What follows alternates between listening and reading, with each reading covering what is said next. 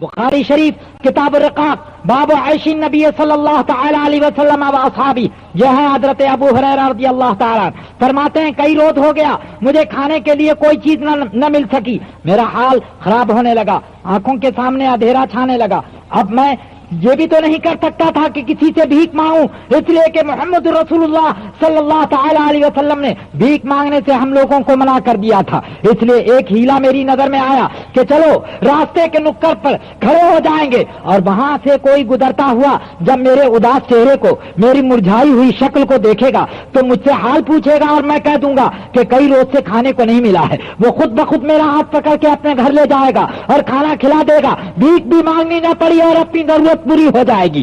कहते हैं मैं चला और रास्ते के नुक्कड़ पे खड़ा हो गया। सबसे पहले जो साहब मेरी नजर के सामने से गुजरे वो हजरत सैयदना अबू बकर सिद्दीक रज़ियल्लाहु तआला अन्हु थे। मैंने बढ़ करके सलाम किया, अस्सलामु अलैकुम व रहमतुल्लाह। उन्होंने नजर झुकाए वालेकुम अस्सलाम कहा। मैंने उनसे बढ़ करके ये पूछा कि हुजूर ये आयत किस तरह है। अबू हुरैरा कहते हैं कि वो आयत ठीक मुझे याद थी, मगर सलाम का जवाब देने में उन्होंने मेरे चेहरे पर नजर नहीं उठाकर डाली, इसलिए मुझे ख्याल हुआ कि वो मैं आयत जब पूछूंगा तो जरूर वो मेरा चेहरा देखेंगे, मगर उन्होंने अपने तसव्वुफ के अंदाज में नजर झुका करके रखी और वैसे ही आयत बता करके आगे बढ़ गए। अबू हुरैरा कहते हैं आयत ठीक याद थी, मगर मेरा मकसद ये था कि वो मेरा चेहरा देखे, मगर वो आगे गुजर गए। आयत नजर झुकाए बताई और आगे गुजर गए। अब तो मुझे बड़ा ही धक्का लगा कि या अल्लाह, मैं जिस मकसद को लेकर के यहाँ रास्ते पर हाजिर हुआ वो मकसद भी पूरा नहीं हो रहा है। इतने में देखता हूँ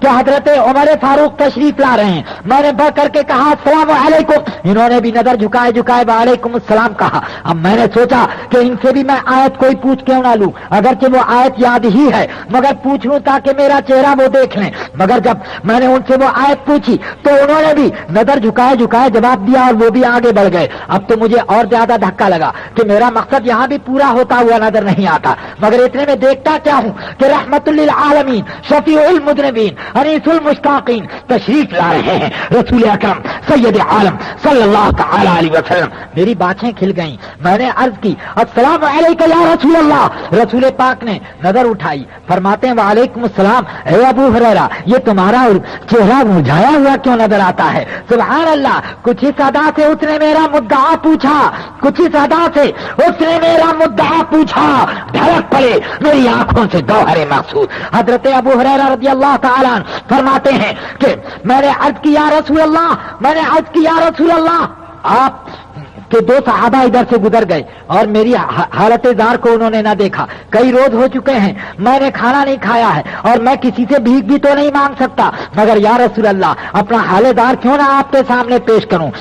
और उन्होंने अपने पेट से चादर सरका कर अपना पेट दिखा दिया कि मेरे शिकम पे या रसूल अल्लाह एक पत्थर बंधा हुआ है। रसूलुल्लाह सल्लल्लाहु तआला अलैहि वसल्लम मुस्कुराए और अपनी चादर हटाकर बताया कि ए अबू हुरैरा, 2 महीने से तो हमें भी चूल्हा नहीं जला है और ये हाल देखो तुमने तो एक ही पत्थर बांधा है, यहाँ पर 2 पत्थर बंधे हुए हैं। मगर चलो अबू हुरैरा, ये हमारा दर ये मायूसी का दर नहीं है, चलो घर कुछ होगा, हम तुम्हारी ज़ियाफत करेंगे। अबू हुरैरा का हाथ पकड़ा रसूल पाक सल्लल्लाहु तआला अलैहि वसल्लम दर दौलत पर तशरीफ लाए। हजरत आयशा उम्मुल मोमिनीन के घर में तशरीफ ले गए। फरमाते हैं आयशा, खाने का कोई सामान है? हजरत आयशा ने कहा महीने और 2 महीने से तो चूल्हा ही जला नहीं है, खाने का सामान क्या होगा? या रसूल अल्लाह, हाँ अभी एक अंसारी ने दूध का एक प्याला भेजा है। मेरे आका सल्लल्लाहु तआला अलैहि वसल्लम ने फरमाया चलो वही बहुत है। हजरत अबू हुरैरा रज़ियल्लाहु तआला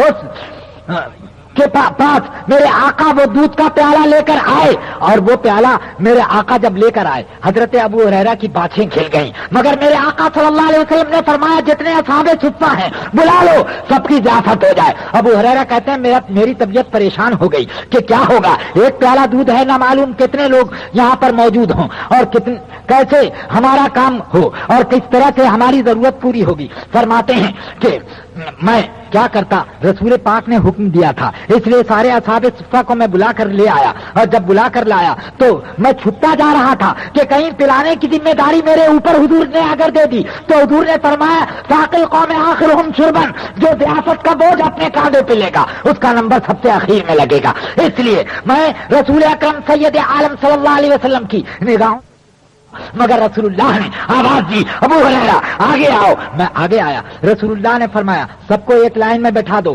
اور تم پلانا شروع کر دو۔ میں نے پلانا شروع کیا، ادھر ایک ایک کے پیالے میں جھانک کے دیکھ رہا ہوں کہ کہیں وہ پورا صاف نہ کر جائیں۔ 70 صحابہ پی چکے، اور پھر اس کے بعد اب جب دیکھتا ہوں کہ پیالہ ویسے ہی لبالب دودھ سے بھرا ہوا موجود ہے، رسول اکرم صلی اللہ تعالی علیہ وسلم کی طرف اب یہ پیالہ بڑھاؤں کہ میں خود پیوں۔ سوچ رہے ہیں کہ ایمان کہتا ہے کہ رسول پاک کو پیش کرو، بھوک کہتی ہے پہلے خود پیو، اور بھوک اور ایمان کی جنگ میں ایمان غالب آ گیا۔ میں نے رسول اللہ کو وہ پیالہ پیش کر دیا، رسول پاک نے مسکرا کر لیا اور پھر میری طرف بڑھا دیا، اشرب ابا ہریرہ، ابو ہریرہ تم پہلے پیو۔ میں نے پی لیا، پھر رسول پاک کی طرف بڑھایا، فرمایا اور پیو ابو ہریرہ، اس لیے کہ تم بہت دیر سے انتظار کر رہے ہو، کئی روز کے بھوکے ہو۔ رسول پاک صلی اللہ علیہ وسلم کے کہنے پر پھر پیا، پھر بڑھایا، پھر حضور نے فرمایا اور پیو، پھر میں نے بڑھایا، پھر فرمایا اور پیو۔ اب کہتے ہیں رسول اکرم سید عالم صلی اللہ تعالی علیہ وسلم نے پیالہ میرے ہاتھ سے نہیں لیا، میں نے کہا یا رسول اللہ اب تو اتنا پی لیا ہے کہ ایک قطرے کی بھی گنجائش ہے۔ اب اس کے بعد رسول پاک نے نوش فرمایا۔ اعلیٰ حضرت اس حدیث کا ترجمہ ایک لفظ میں اس طرح کہتے ہیں، کیوں جناب ابو ہریرہ تھا وہ کیسا جانشین جس سے 70 صاحبوں کا دودھ سے منہ پھر گیا۔